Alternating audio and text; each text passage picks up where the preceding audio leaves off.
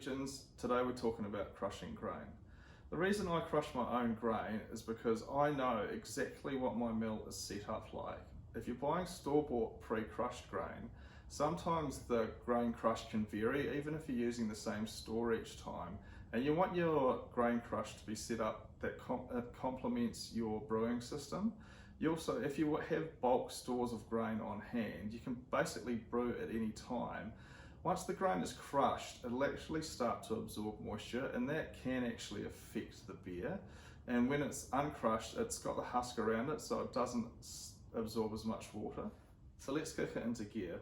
I'll show you how to set your mill up, and I'll show you what a good crush looks like. So there's a couple of key ingredients that you need to crush grain. One, you need a mill. This is a relatively inexpensive one. Two, you need a power drill, unless you want to wind it by hand, which will take you a million years. And three, you want a bucket for the crushed grain to fall into. Now looking down into the grain hopper itself, you can see the two rollers at the bottom. Now the key here is to make sure that the spacing is correct. You don't want them too far apart because your grain won't be crushed fine enough. Likewise, you don't want them too close together because your grain will be crushed too fine. If they're too close together, you basically turn your grain into flour, and this can affect your mashing process, and it can also result in a stuck sparge. But if they're too far apart, the grain isn't crushed fine enough, and you're not going to get the efficiency of your brew that you want. You also want to make sure that each end of the grain mill is evenly spaced between. You don't want the left-hand side wider than the right, because essentially what happens is half your grain is crushed thick and half your grain is crushed thin. The way I adjust my grain mill is with this dial. There's one on each end. Now, different grain mills can have different ways of adjusting. I'll leave you to figure out how to adjust your particular mill style. Okay, so now I've flipped the grain mill over. You can see the two rollers in detail. I generally tend to space my two rollers out so that a credit card rolls nice and cleanly in between the two of them.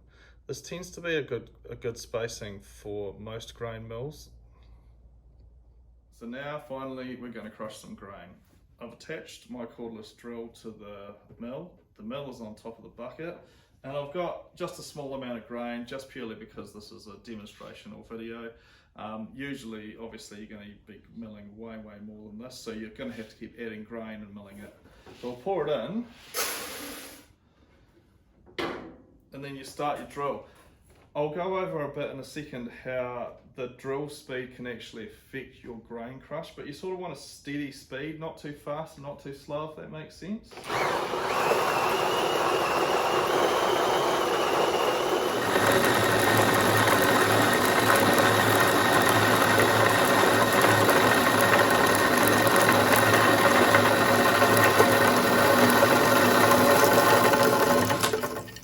Alrighty, so the grain is finally crushed.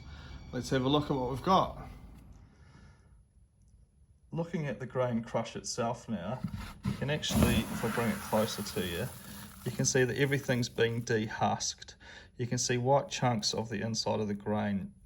That's how you want it. It's perfect for an all-in-one brewing system. I generally tend to make sure that my crush isn't too fine, because modern brewing systems these days are actually really efficient. You don't need to crush it as fine as you used to. I'd rather have an efficient brew than worry about having a stuck sparge.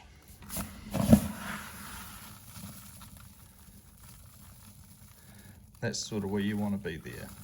Right, thanks for watching my video today on how to crush grain and using a grain mill. If you are keen on watching more videos about the fundamentals of brewing, if you're a beginner, you're a bit more advanced and you want to shore up your skills, follow Brew Simple and like and subscribe. Cheers!